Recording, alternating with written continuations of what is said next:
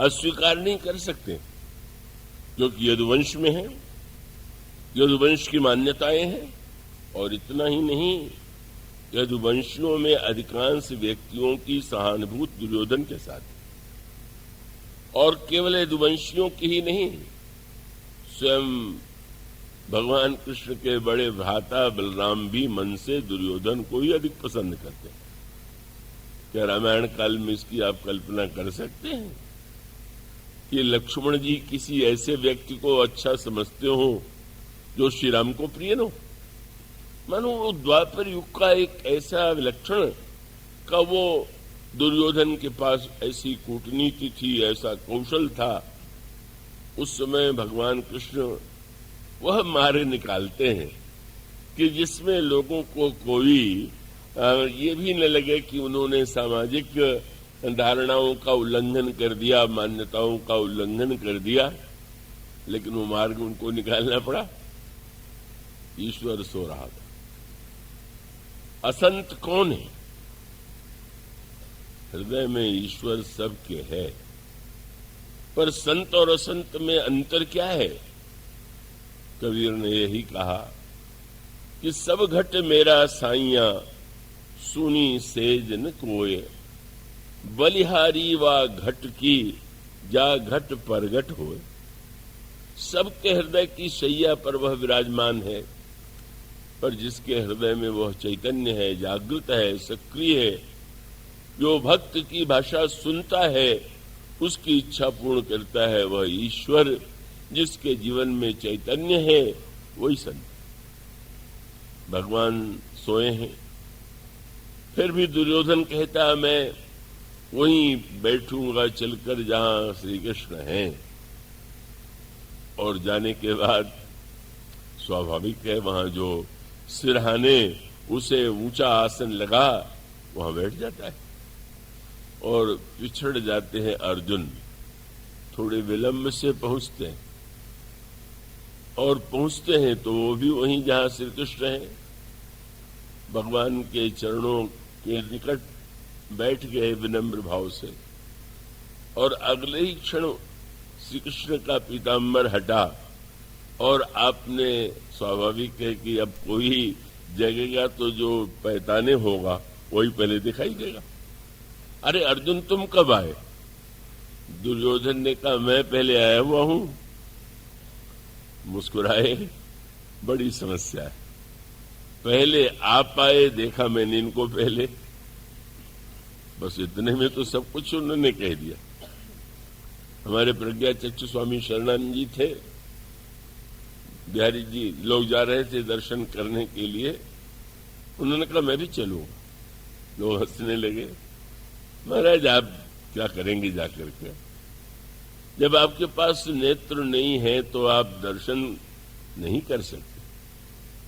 पर बड़ा व्यंग भरा उत्तर उन्होंने दिया कि कोई बात नहीं है, मेरी आंखें नहीं है, पर जिसके पास जा रहा हूं उसके पास तो आंख है, और आप आंख वाले उसे देख लेंगे और वो इस बिना आंख वाले को देख लेगा। मन उसका अभिप्राय यह है कि महत्व तो यह है कि ईश्वर की दृष्टि हम पर पड़ती है कि नहीं, हम उसकी दृष्टि को अपनी ओर खींच पाते हैं कि नहीं पाते। और फिर वही बात, आप तो दोनों ही मेरे संबंधी भी हैं, दोनों, एक पहले आया और एक को मैंने पहले देखा, तो मुझे तो दोनों का ही सम्मान रखना होगा। और वो दो वस्तुएं हैं, और वो दो वस्तुओं में से आप में से चुनना है। एक और मैं रहूंगा, पर अस्त्र नहीं उठाऊंगा, बिल्कुल युद्ध नहीं करूंगा। और दूसरी ओर हमारे यदुवंश की एक अक्षोहिणी सेना युद्ध करने के लिए जो महान एक योद्धा है, वह उस ओर से लड़ेंगे जो सेना को मांगे। दुर्योधन घबराया, पर जब भगवान ने कहा कि अर्जुन छोटा है, इसलिए पहले इसी को मांगने का अधिकार दूंगा। कोई वस्तु हो तो पहले छोटे को मिलना चाहिए। बड़ा घबरा गया कि अब ये तो सेना मांग ही लेंगे, वो तो कल्पना ही नहीं कर सकता था। और जब दुर्योधन ने सुना तो सोचने लगा, जब ये केवल बैठे रहेंगे, अस्त्र भी नहीं उठावेंगे, तो क्या पूजा के लिए ले जाना? सेना युद्ध करेगी। पर उसे कितना संतोष हुआ जब अर्जुन ने कहा मुझे आपकी आवश्यकता। और दुर्योधन ने प्रसन्न होकर कहा वाह वाह, ये तो बहुत अच्छा निर्णय हो गया, आप चले जाइए इनके साथ, मुझे सेना दे दीजिए। क्या हम लोगों की वही मनस्थिति नहीं है? क्या हम भगवान से वही नहीं मांगेंगे जो दुर्योधन ने मांगा था? भगवान कह दें कि हम आपके हृदय में बैठे रहेंगे पर कुछ करेंगे नहीं, और आपको हम धन दें, संपत्ति दें, पद दें, आप दोनों में से क्या लें? तो लोग कहेंगे कि आप मंदिर में ही रहिए, हमें तो आप इन्हीं वस्तुओं को दे दीजिए। और इसका अर्थ ये है कि गोस्वामी जी इसलिए महान है कि उन्होंने भूत से भी भगवान को मांगा। हम भगवान से भूत मांगते हैं, उन्होंने भूत से भगवान को मांगा। और उस भूत ने बेचारे ने कहा मैं तो भला भगवान का दर्शन कैसे करा सकता हूं, वो तो हनुमान जी करा सकते हैं। और हनुमान जी से भी मैं केवल यही कह सकता हूं कि ऐसे स्थान पर जहां कथा होती है वहां वे नित्य आते हैं, बहुत पीछे बैठते हैं। बड़ा उनका रूप कठिन रोगों से ग्रस्त लगता है। अब उससे प्रार्थना कीजिए। वो स्वामी जी ने चरण पकड़ लिए। हनुमान जी ही थे, पहले वे नहीं करते रहे, पर बाद में जब वो स्वामी जी का आग्रह बढ़ता गया, मानो एक कुष्ठी के रूप में भगवान हनुमान जी ने दर्शन दिया। कितनी घृणा होती है किसी को देखकर, लेकिन उनकी अविचल निष्ठा यही थी, वे भगवान को पाना चाहते थे। और भगवान तो सर्वत्र विद्यमान रहने वाले हैं। और तब सचमुच हनुमान जी की कृपा से उनको चित्रकूट में प्रभु का दर्शन हुआ। यह जनश्रुति भी कहती है, और विनय पत्रिका में गोस्वामी जी भी उसका स्मरण करते हैं, अपने मन को याद दिलाते हैं। अरे मेरे मन, तो उस दिन की याद कर जब चित्रकूट में तुम्हारे लिए प्रभु ने कैसी लीला की। तुलसी तो को कृपालु, जो कियो कौशल पालु, चित्रकूट को चरित्र चेति चित करिस। गोस्वामी जी ने का यह जो एक दिव्य अनुभूति प्राप्त की, उन्होंने श्री राम को पाया। श्री राम को पाने का अर्थ है फिर पाना शेष ही क्या रह गया। तो वस्तुतः गोस्वामी जी जब रामायण के द्वारा, रामचरितमानस के द्वारा सांसारिक वस्तुओं की प्राप्ति भी बताते हैं तो ठीक है, कामनाएं होती हैं, और कामनाओं की पूर्ति के लिए व्यक्ति रामायण पाठ करे तो उचित ही है। लेकिन उससे और आगे भी तो जाना चाहिए। जो अंतिम वस्तु गोस्वामी जी देना चाहते हैं वह यही है कि भाई जीवन में तो मंगल के साथ मंगल भी होता है, सभी कुछ होता रहता है का, इसलिए वो अंत में जो बात कहते हैं और वही रामायण का विशेष उद्देश्य है। जब उन्होंने कहा कि युद्ध में विजय प्राप्त करना हो तो लंका कांड का पाठ करना चाहिए, तो ठीक, पर वो ये लिखना नहीं भूले कि जो भगवान राम के लंका विजय के प्रसंग को पढ़ेगा उसको विजय नहीं, उसके साथ दो वस्तु और जोड़ देते हैं। क्या? समर विजय रघुवीर के, चरित जिस सुनहि सुजान, विजय विवेक विभूति नित तो नहीं दें भगवान। उसको विजय ही नहीं, विवेक और विभूति यह भी मिलेगी।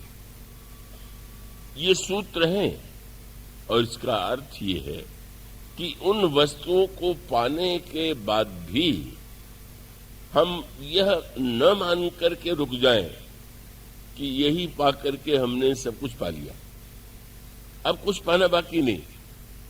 और तब वह सूत्र वे देते हैं, और वो सूत्र यह है कि सारे मानव जीवन में सबसे बड़ी समस्या जिसको लेकर कोई विवाद नहीं है वह है दुख।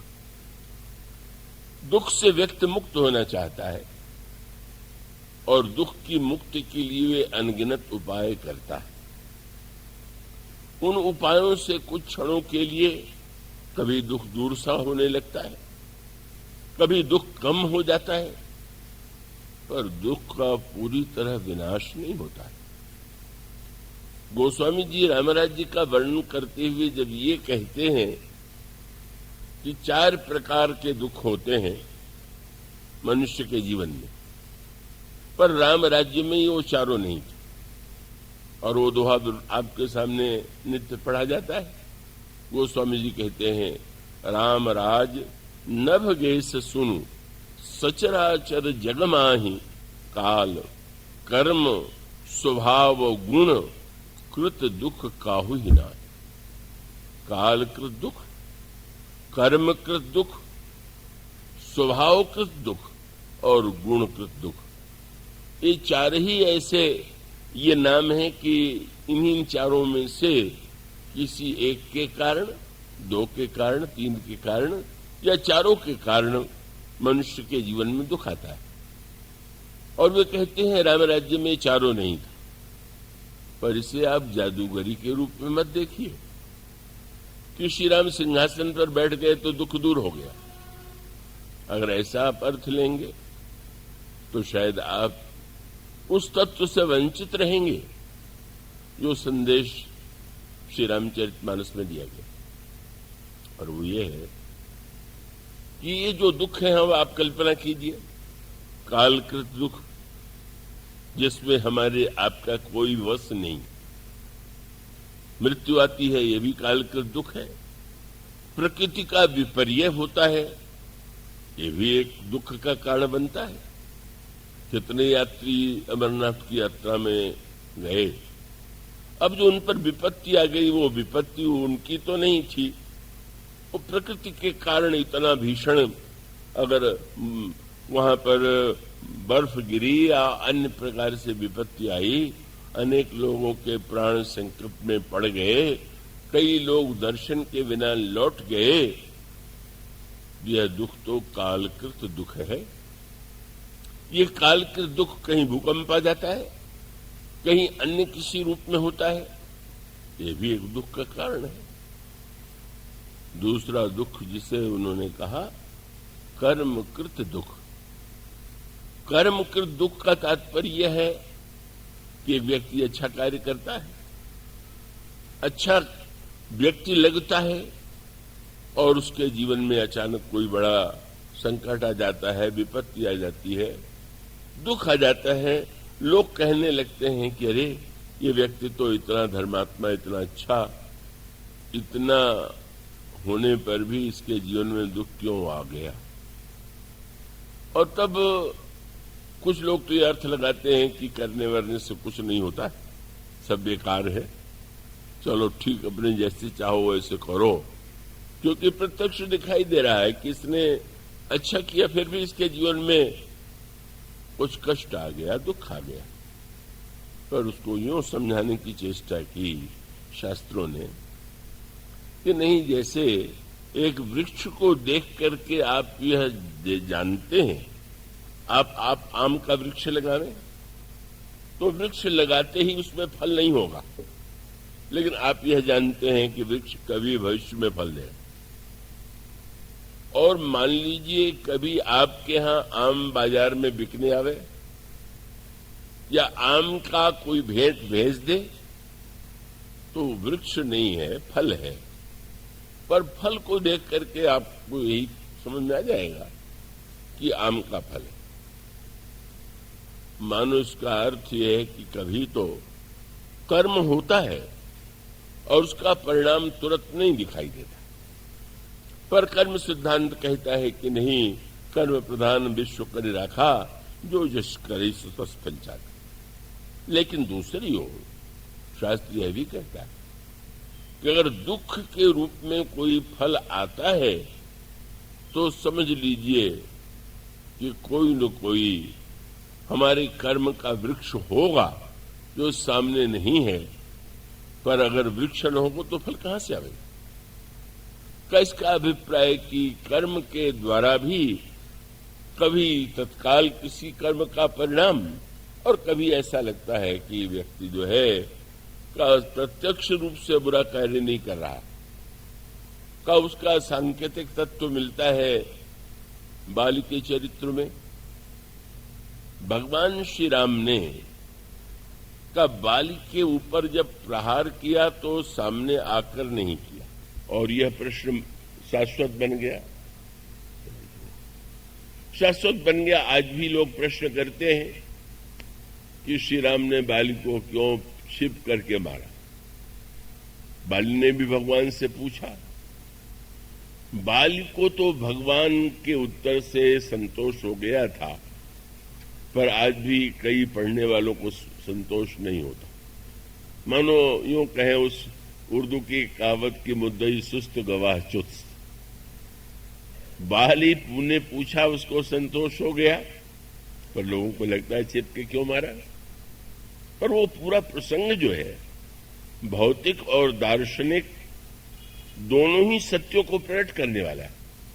श्री रामायण की विशेषता यह है कि आप घटनाओं को पढ़िए, उसका आनंद लीजिए और उसके अंतरंग अर्थों पर भी दृष्टि डालिए। यही रामायण को समझने की चेष्टा है। तो आप समझेंगे तो आपके बहुत से प्रश्नों का उत्तर अपने आप मिल जाएगा। भगवान से बाली ने दो प्रश्न किए। एक प्रश्न तो यह था कि मैंने सुना है कि ईश्वर सम है।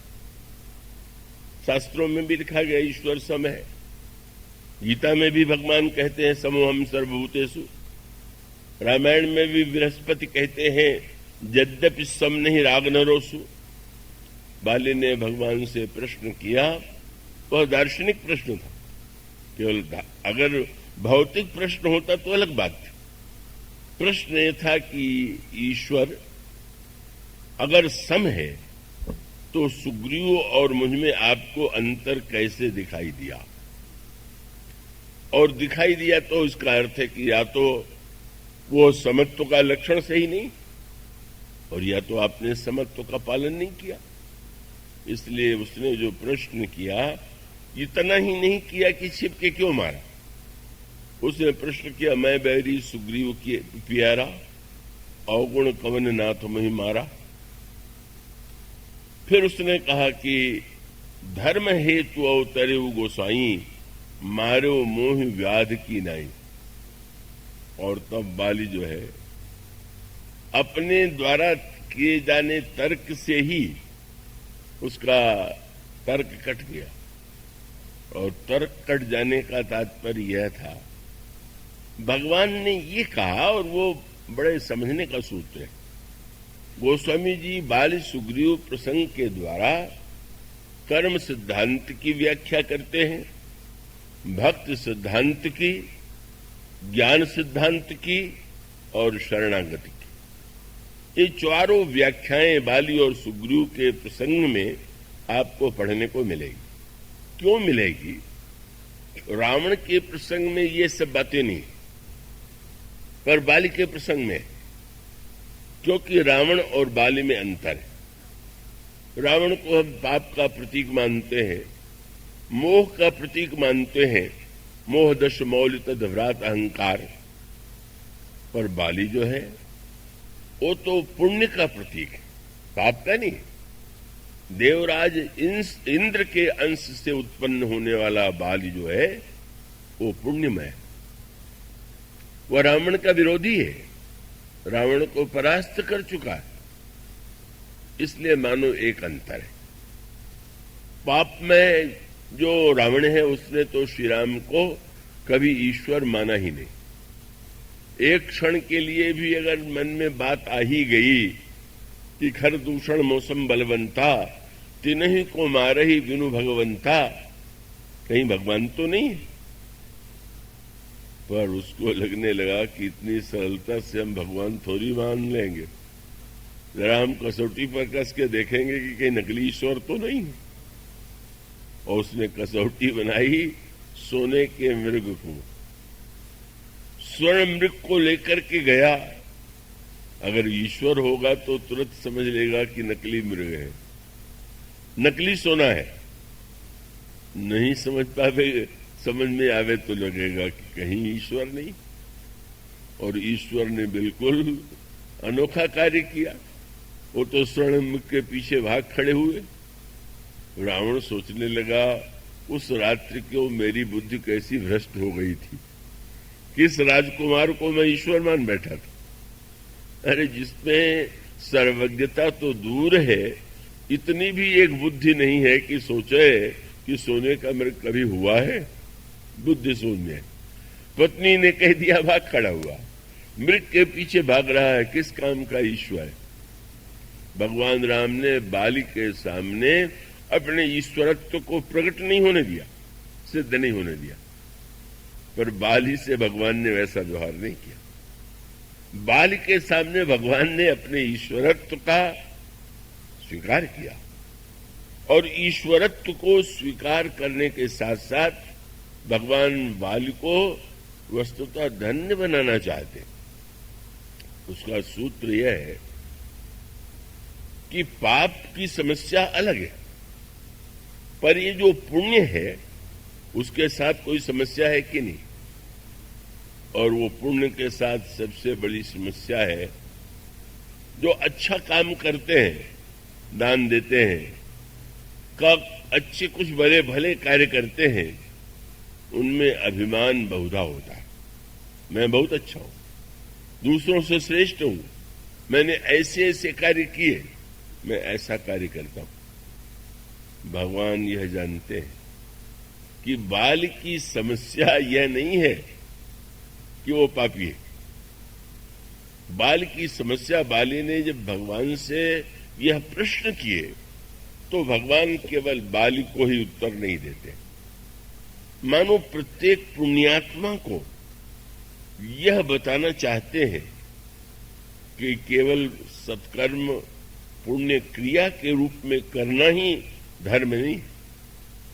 अगर वो पुण्य तुम्हें तुम्हारे जीवन में अभिमान की सृष्टि करता है तो ये तो बहुत महंगा, इससे बड़ा कोई बुरा सौदा हो ही नहीं सकता है कि हम करें सत्कर्म और बदले में पावे अभिमान। हम पुण्य के बदले में पाप को अपने जीवन में लावें।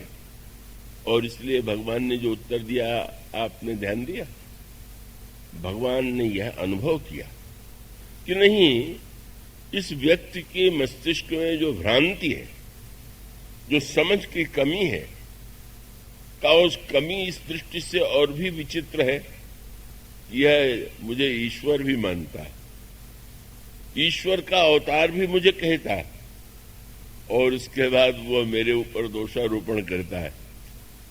मानो भगवान उसके भ्रम को दूर करते हैं, और भ्रम के साथ जो वस्तु वो दूर करते हैं उसका सूत्र एक ही है।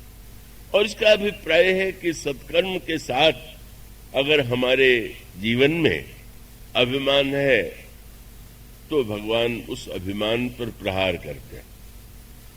अभिमानी संसार में बहुत होते हैं, पर अगर कोई सत्कर्म युक्त अभिमानी है तो भगवान की अनुकंपा है कि उसका अभिमान दूर करने के लिए वो प्रयत्नशील है। बाली ने प्रश्न कर दिया।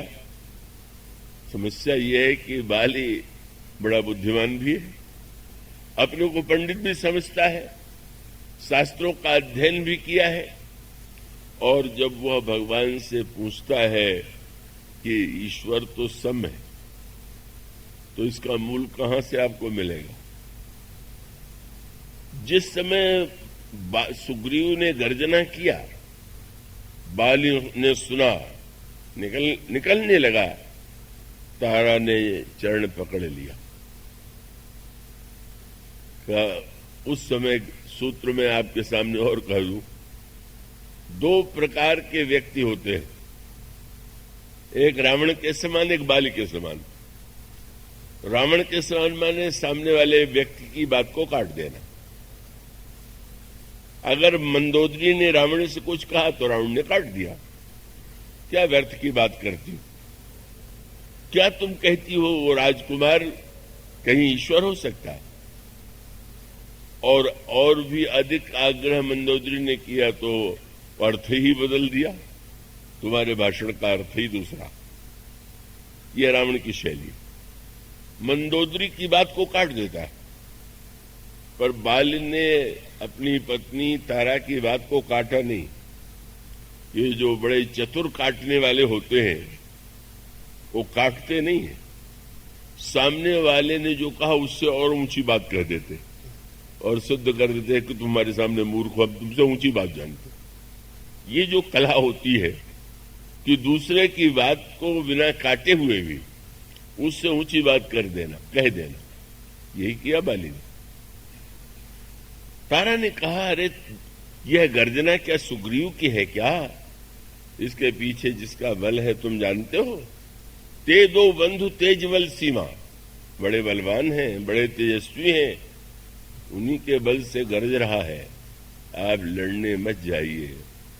बाली हंसने लगा, ओहो तुम बस इतने ही जानती हो, बड़ी डरपोक हो। तो क्या आप उनके बल को जानते हैं? अरे पगली, वो बलवान व्यक्ति नहीं हो तो ईश्वर है। तारा सोचने लगी, इतने ज्ञानवान हमारे पतिदेव, और कहा कि महाराज अगर ईश्वर आप जानते हैं तो भी क्यों लड़ने चले जा रहे हैं? तो तुरंत उसने और ऊंची बात कहते हुए कहा बाली सुन भीरु प्रिय समदर्शी रघुनाथ। सारे शास्त्रों में लिखा हुआ है ईश्वर समदर्शी है, राम ईश्वर हैं, इसलिए वो समदर्शी हैं। मुझ में और सुग्रीव में भेद करना उनके लिए संभव नहीं। भला सोचिए, समदर्शित्व की क्या अद्भुत अनोखी व्याख्या है। ईश्वर समदर्शी इसलिए है कि आप कुछ भी अन्याय और पाप करते रहें और वो न रोके तो समदर्शी है, क्योंकि समदर्शी है मानो उसको पाप और पुण्य में भेद नहीं करना। मानो यह ईश्वर समदर्शी है, इसका अर्थ है कि हमें भी समदर्शी बनने की चेष्टा करनी चाहिए। उसका उल्टा अर्थ ले लिया। तो तारा ने कहा कि आप कह रहे हैं कि समदर्शी हैं, पर उन्होंने तो सुग्रीव को लड़ने के लिए भेजा है, उसका पक्ष लिया है। आप कैसे कह सकते हैं कि समदर्शी? और ऊंची बात कह दिया। तुम्हें नहीं पता, अच्छा मान लो निर्गुण निराकार के रूप में वो समदर्शी हैं, अवतार लेंगे तो निश्चित रूप से ऐसा हो सकता है कि उन्होंने सुग्रीव को भेजा हो सहायता करें। तो क्या होगा? मुझे मार ही तो डालेंगे। तो मार डालेंगे ये बात सुनने में सोच करके भी आपको कुछ नहीं लगता? तुरंत उसने भक्ति की ऊंची उड़ान की और कह दिया, अरे जो कदाच मोहि मारही तो पुण्य हो सनाथ। अगर वो मुझे मार देंगे तो मैं सनाथ हो जाऊंगा। मानो भक्तों की वह भाषा बाली के मुंह से निकली, ज्ञान की भाषा बाली के मुंह से निकली। तुलसीदास जी से ने कहा, किसी ने कहा होगा बाली को कोई बढ़िया सी उपाधि तो दे दीजिए, इतनी ऊंची बात कह रहा है। गोस्वामी जी ने कहा बाली को मैं एक ही उपाधि दूंगा। क्या? बोले अस कही चला महाअभिमानी। न ये ज्ञानी है न भक्त है, केवल अभिमानी। और उसका अर्थ क्या? भाषा ज्ञान की बोले और भाषा भक्ति की बोले और आचरण उससे बिल्कुल उल्टा करे तो केवल वो बोल करके अपने बुद्धि चातुर्य और अभिमान को प्रकट कर रहा है, उसके जीवन से उसका कोई लेना देना नहीं। जैसे तुलसीदास जी ने बिल्कुल क्षमा नहीं किया, कवि का तो शब्द ही सब कुछ है, मानो उसका सूत्र यही था। और भगवान ने जब उत्तर दिया तो उत्तर यही था कि मैंने तुम पर प्रहार क्यों किया? तो आपने तुरंत कहा कि मूढ़, अरे मूर्ख। ज्ञानी तो बिल्कुल नहीं, मूर्ख है। और मूर्ख के साथ समस्या है कि मूर्ख को अपनी मूर्खता का ज्ञान हो तो समझ सकता है, पर मूढ़ तो ही अतिशय अभिमानी।